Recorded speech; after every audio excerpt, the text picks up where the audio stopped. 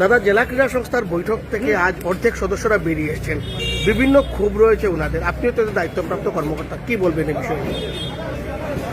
একটা যখন সংস্থা যখন চলে, কারুর নেতৃত্বের বিরুদ্ধে আপত্তি থাকতেই পারে।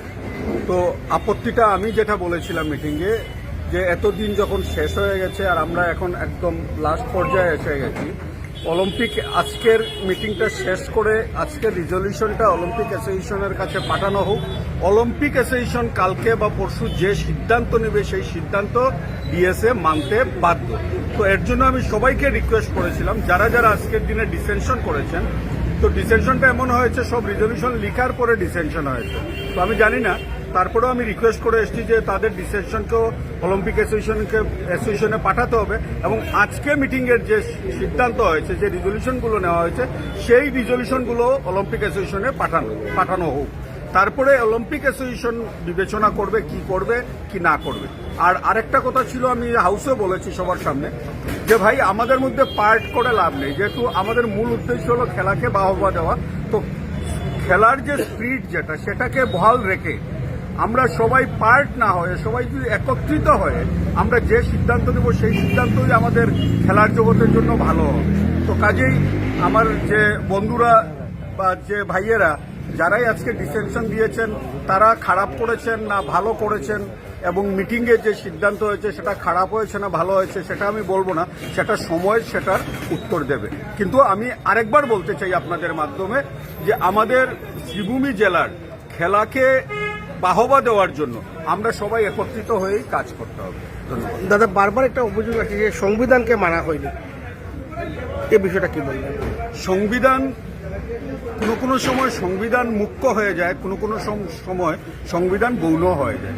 কারণ হলো, এখানে দুইবার এক্সটেনশন নেওয়া হয়েছে অলিম্পিক অ্যাসোসিয়েশন থেকে। কেন নেওয়া হয়েছে? আরকে জৈনকে সামনে রেখে। আরকে জৈন প্রায় 24 না 25 বছর পরে করিমগঞ্জে অনুষ্ঠিত হওয়ার জন্য আমরা একত্রিত, আজকে যারা ডিসেনশন দিয়েছেন আর যারা ডিসেনশন দেন নাই, সবাই একত্রিত হয়ে আমরা আরকে জৈন করার জন্য আমরা সচেষ্ট হয়েছিলাম, যে আমাদের শ্রীভূমি জেলায় একটা এরকম যদি টুর্নামেন্ট হয়, তাহলে আমাদের যারা খেলোয়াড় প্রেমী, যারা খেলা প্রেমী, যারা তাদেরকে আবার নতুন করে উদ্বুদ্ধ করা যাবে। কিন্তু দুর্ভাগ্যবশত একবার পঞ্চায়েত ইলেকশন এসে গেল। পঞ্চায়েত ইলেকশনের পরেই আমাদের আরকে জৈন খেলাটা করার কথা আমরা ঘোষণা করেছিলাম, আমরা রেজলিউশন নিয়েছিলাম। কিন্তু তারপরেও আমাদের হার্ট থ্রব জুবিন গার্গ, উনার দেহ অবসান হলো। তারপরে যে আসামের যে টালমাটাল যে পরিস্থিতি ছিল, সেখানে বসে এই পরিস্থিতিতে শ্রীভূমি জেলাতে আরকে জৈনের মতো একটা টুর্নামেন্ট 10 দিন ব্যাপী এই মহাযজ্ঞ করাটা অনুচিত হবে না। সেটা শুধু আমার বক্তব্য নয়, সেটা আমাদের মাননীয় আমাদের মন্ত্রীও বলেছেন, আমাদের যারা সমাজ সচেতন মানুষ তারাও বলেছেন যে এই মুহূর্তে করাটা অন্যায় হবে। কেননা সমগ্র আসামের মানুষ মনফুল আছেন, একটা গভীর সংকটের মধ্যে বা গভীর যন্ত্রণার মধ্যে আছেন। তো সেখানে আমরা যাতে আনন্দ এইসব যাতে না করি, তার জন্য এই ইয়েটা আরকে জোনটাকে পিছিয়ে দেওয়া হয়েছে।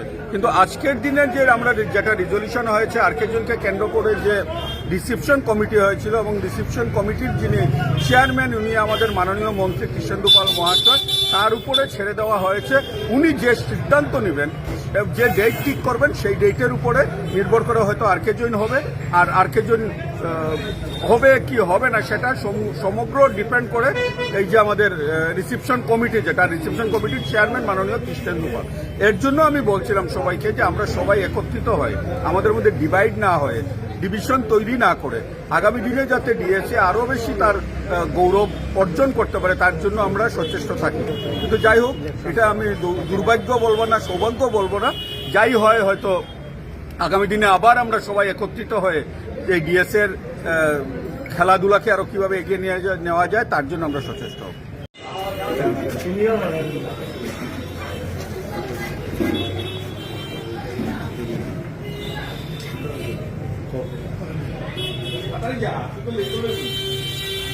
সর্বপ্রথম ধন্যবাদ।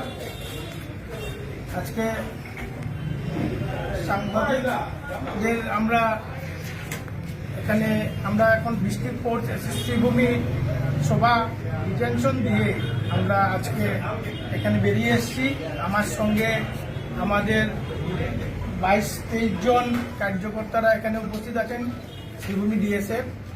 আজকে অলিম্পিক অ্যাসোসিয়েশন আমাদের 6 মাস অ্যাপ্লিকেশন দিয়েছিলেন, 6 মাসের জন্য এক্সটেনশন দিয়েছিলেন। আর এই এক্সটেনশনে আজকে আমরা 30 তারিখ ডেট শেষ। আর এই 30 তারিখের ভিতরে আমাদের পুরা স্পষ্ট ভাষায় লেখা ছিল আমাদের ডিসিএম করিয়ে নতুন কমিটির কাছে 1 ডিসেম্বর থেকে হ্যান্ড ওভার করার জন্য।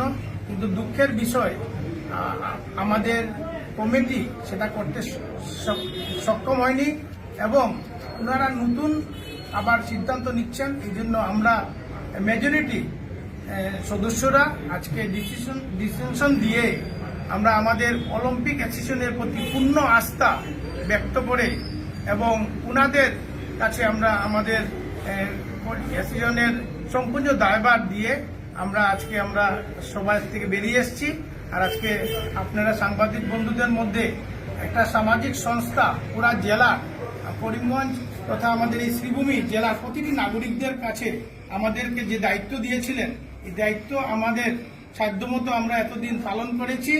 আর আজকের থেকে আমরা এই দায়িত্ব মুক্ত হলাম, কারণ আমাদের এই যে আমাদের এই ডেট অতিক্রম হয়ে গেছে এবং সামনে আমাদের নতুন কমিটি যে নীতি নির্ধারণ করবে এইভাবে আমাদের এই জেলার কোর্স চলবে।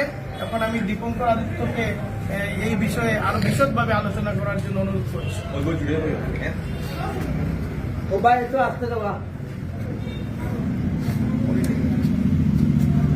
দেখুন, আজকে আমাদের যে এক্সিকিউটিভ বডির যে মিটিং করা হয়েছে সেখানে এজেন্ডার মধ্যে ছিল discussion about general council meeting.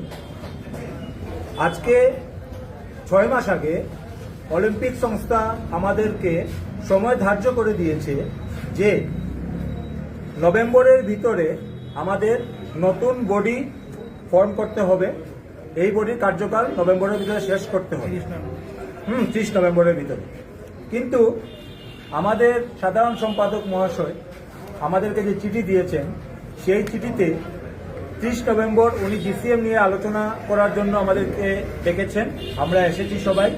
আসার পর জানতে পারলাম যে উনি করতে পারছেন না, আরো এক্সটেনশন চাইছেন এবং তা উনি মোটামুটি জানুয়ারি মাসে গিয়ে তিনি করতে পারবেন বলে আমাদেরকে জানিয়েছেন। সেই জন্য অলিম্পিক সংস্থার সংবিধান বাঁচাতে গিয়ে আমরা এই কমিটিতে আমাদের ডিসেনশন দিয়েছি এবং ডিসেনশন লেটার যেটা আছে সেটা আপনাদের সবাইকে দেওয়া হবে। ডিসেনশন লেটারের মধ্যে যেগুলো আইন ভঙ্গ করা হয়েছে সেগুলো আপনাদের সামনে অতি সংক্ষেপে তুলে ধরছি। দেখুন, যদি আমরা 30 নভেম্বরের ভিতরে ইলেকশন না করাতে পারি তাহলে আমরা ওভার হয়ে যাবে টাইম। তার জন্য আমরা ডিএসএর তরফ থেকে কোনো ধরনের মিটিং, কোনো ধরনের রেজলিউশন আমরা নিতে পারি না। সেটা অলিম্পিক সংস্থায় লেখা আছে এবং অলিম্পিক সংস্থা ডাইরেক্টলি ওদের কনস্টিটিউশনের মধ্যে মেনশন করেছে যে যদি আফটার 6 মান্থ 6 মাস পরে যদি কোনো বডির কার্যকাল 6 মাস অতিক্রম করে যায় তখন সম্পূর্ণ দায়িত্ব আসাম অলিম্পিকের উপর চলে যাবে। এবং আমরা বিশ্বাস করি আসাম অলিম্পিক সংস্থা আমাদের গার্জিয়ান সংস্থা। আসাম অলিম্পিক সংস্থা এখন যে স্টেপ নেবে আমরা আসাম অলিম্পিক সংস্থার সঙ্গে থাকব। ক্রীড়ার উন্নতির জন্য সংবিধানকে মানা, একটা গণতান্ত্রিক সংস্থার সংবিধানকে মানা সবার কর্তব্য বলে আমরা মনে করি। সেই জন্য আমরা এখানে ডিএসএর কর্মকর্তারা আমরা টোটাল 22 জন কর্মকর্তা সাইন দিয়েছে ডিসেনশন লেটারে। তাছাড়াও আরো অনেক কর্মকর্তা এখানে আমাদের সঙ্গে আছেন যারা আমরা মিটিং বয়কট করে অর্ধেক করে আমরা ডিসেনশন দিয়ে বেরিয়ে এসেছি। আচ্ছা, না করার কারণটা কি রয়েছে?